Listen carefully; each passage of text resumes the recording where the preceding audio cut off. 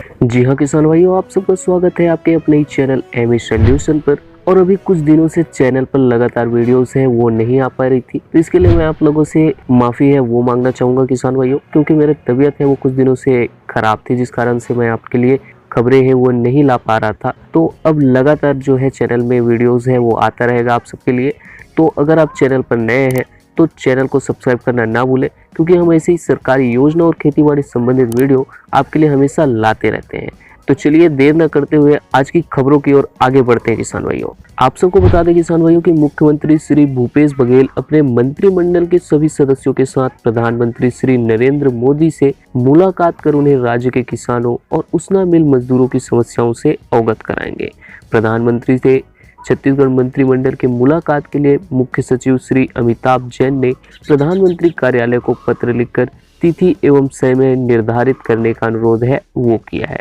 तो आप सबके मन में यह सवाल उठ ही रहा होगा किसान भाइयों कि अचानक कैसे मुख्यमंत्री प्रधानमंत्री से मिलने का आग्रह है वो कर रहे हैं। तो आप सबको बताते हैं कि भारत सरकार के विकेंद्रित उपार्जन योजना के तहत छत्तीसगढ़ प्रदेश में खाद्य विभाग भारत सरकार के साथ हुए एमओयू के अंतर्गत खरीफ सीजन में समर्थन मूल्य पर किसानों से धान की खरीदी है वो की जाती है। और वर्तमान खरीफ विपणन वर्ष 2021-22 में खाद्य विभाग भारत सरकार से प्राप्त निर्देश के अनुसार छत्तीसगढ़ प्रदेश में केंद्रीय पूल के अंतर्गत 100% अरवा चावल यानी कि 61.65 हजार मीट्रिक टन उपार्जन किए जाने का निर्देश है वो प्राप्त हुआ है, जबकि विगत वर्षों में राज्य से उसना चावल है वो भी लिया जा रहा है। उन्होंने पत्र में लिखा है कि खाद्य मंत्रालय भारत सरकार के उक्त निर्देश से राज्य में स्थापित 416 उसना मिलों के संचालन एवं उनमें कार्यरत मजदूरों के जीवन यापन में कठिनाई होगी अगर केंद्र सरकार उसना चावल नहीं लेती है, उसना चावल लेने से मना करती है।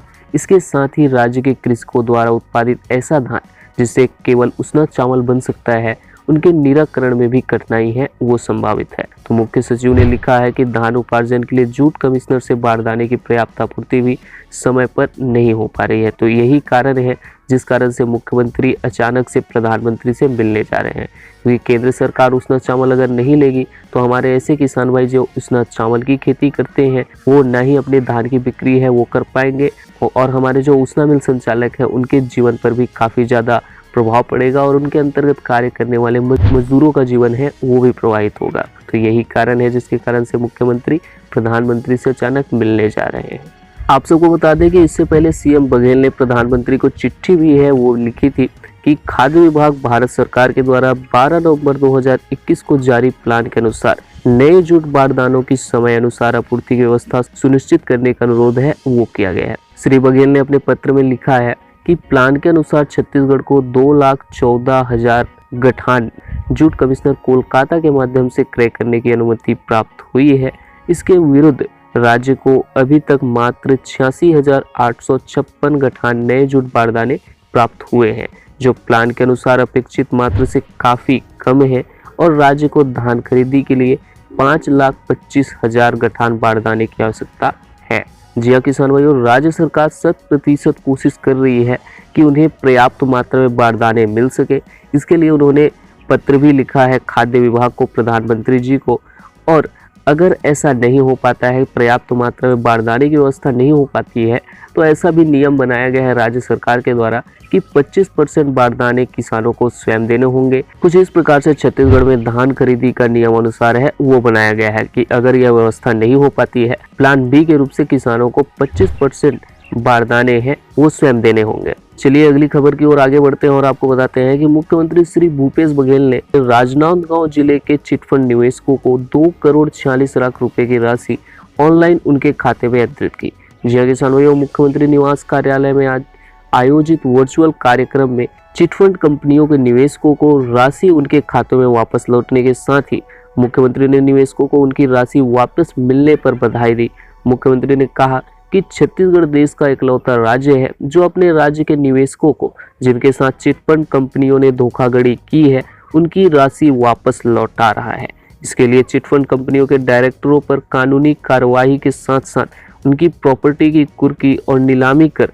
उनसे प्राप्त होने वाली राशि निवेशकों को वापस दी जा रही है। मुख्यमंत्री ने कहा कि चिटफंड कंपनियों के विरुद्ध लगातार कार्यवाही की जा रही है और उनके ऊपर प्रकरण दर्ज किए जा रहे हैं। उनकी प्रॉपर्टी को चिन्हित कर कुर्की और नीलामी की कार्यवाही की प्रक्रिया सतत जारी है और हम पूरी कोशिश करेंगे कि सभी निवेशकों को उनका पैसा है वो जल्द ही प्राप्त हो जाए। तो ये हमारे उन निवेशकों के लिए बड़ी खुशखबरी है कि उनका पैसा, उनका खोया हुआ पैसा राज्य सरकार जो है उन्हें वापस ला करके दे रही है। चलिए आगे बढ़ते हैं और आपको बताते हैं कि हमारे बहुत से किसान भाई कमेंट सेक्शन पर यह कमेंट कर रहे थे कि राज्य में 1 दिसंबर से धान खरीदी की शुरुआत होने जा रही है, ऐसे में टोकन है वो किसानों को कब से मिलने लगेंगे, यानी कि कटने लगेंगे। तो आपको बता दें कि राज्य में 1 दिसंबर से धान खरीदी की शुरुआत होने जा रही है, ऐसे में 1 हफ्ते के अंदर, यानी 1 हफ्ते पहले आपको टोकन है वो जारी किया जा रहा है। तो हमारे जो क्षेत्र हैं वहाँ तो टोकन कटना स्टार्ट हो चुका है,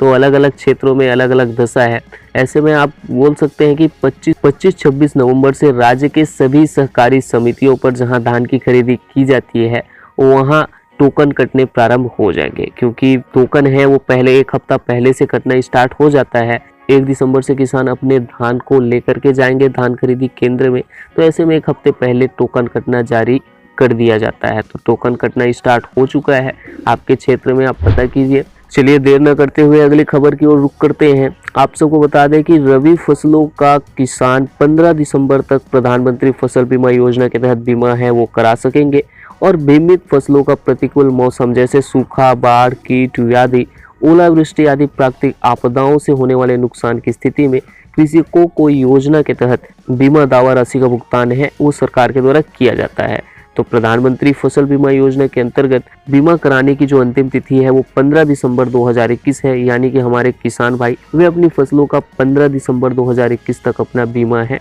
वो करा सकते हैं। आप सबको बता दें कि कृषि संचालक अधिकारी ने राज्य में किसानों से इस वर्ष मौसम की अनिश्चितता को देखते हुए अधिक से अधिक संख्या में रबी फसलों का बीमा कराने की अपील की है। ऐसे में कृषक जो बैंक से डिफॉल्टर की श्रेणी में है वो भी अऋणी कृषक के रूप में अपने फसलों का बीमा करा सकते हैं। तो फसलों का बीमा कराने के लिए कृषक स्वयं अपने नजदीकी सहकारी समिति, बैंक या लोक सेवा केंद्र में संपर्क है वो कर सकते हैं। चलिए देर न करते हुए अगली खबर की ओर आगे बढ़ते हैं और आपको बताते हैं कि छत्तीसगढ़ शासन के आदेश अनुसार छत्तीसगढ़ राज्य लघु वनोपज संघ रायपुर के मार्गदर्शन में 52 प्रकार के लघु वनोपज की खरीदी राज्य में की जा रही है और छत्तीसगढ़ शासन द्वारा इस वर्ष 2021-22 में कोदो, कुटकी एवं रागी के मिलेट्स फसलों को न्यूनतम समर्थन मूल्य पर वन विभाग के द्वारा विभिन्न स्व सहायता समूहों के माध्यम से क्रय करने का निर्णय लिया गया है। जी हाँ, कोदो कुटकी है वो इस वर्ष हमारे स्व सहायता समूहों के माध्यम से खरीदने का निर्णय है वो राज्य सरकार के द्वारा लिया गया है,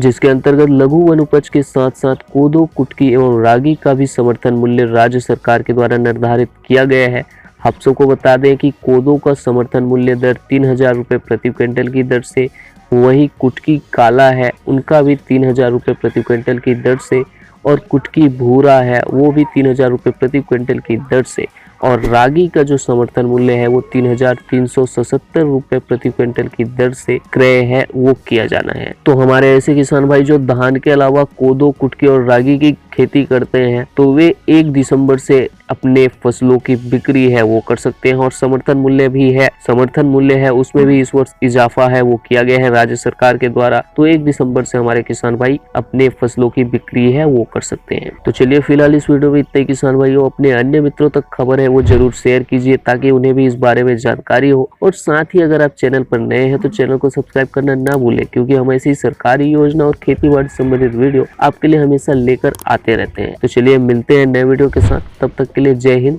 जय भारत, जय छत्तीसगढ़।